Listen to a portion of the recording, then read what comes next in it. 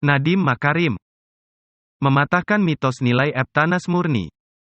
Indeks prestasi kumulatif. Dan ranking. Ada 3 hal ternyata tidak terlalu berpengaruh terhadap kesuksesan, yaitu 1. Nilai Eptanas murni. 2. Indeks prestasi kumulatif. 3. Ranking atau peringkat. Saya mengarungi pendidikan selama 22 tahun. Sebagai berikut. 1 tahun TK. 6 tahun SD. 6 tahun SMP dan SMA. 4 tahun S1. 5 tahun S2 dan S3. Kemudian saya mengajar selama 15 tahun.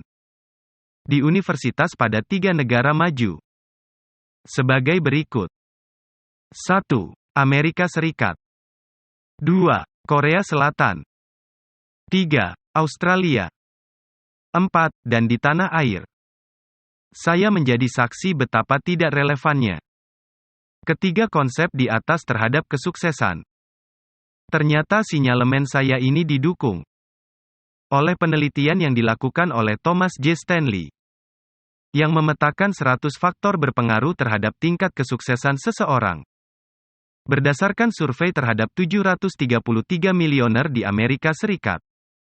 Hasil penelitiannya ternyata nilai yang baik, yakni nilai Eptanas murni, indeks prestasi kumulatif, dan ranking hanyalah faktor sukses urutan ke-30. Sementara faktor tingkat inteligensi di urutan ke-21. Kemudian bersekolah di universitas atau sekolah favorit di urutan ke-23. Jadi saya ingin mengatakan secara sederhana, bahwa anak Anda nilai rapornya rendah tidak masalah.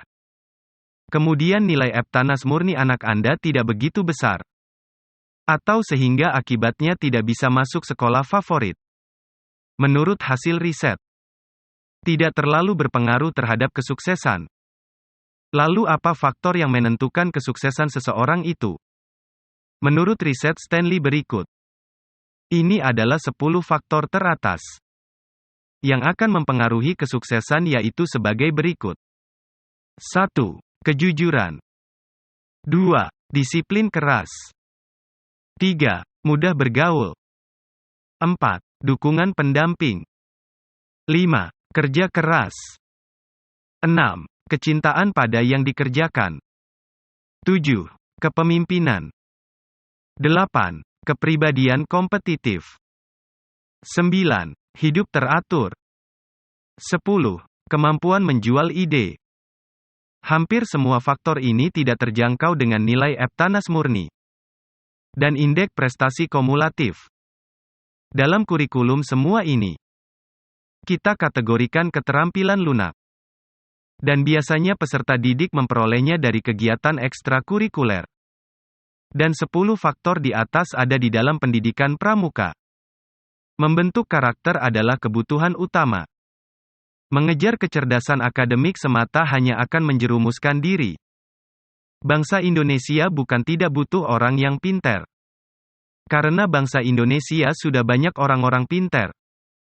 Namun bangsa Indonesia membutuhkan orang-orang yang punya karakter, beradab, sopan santun, dan berakhlak mulia. Bukan teori tapi praktek langsung.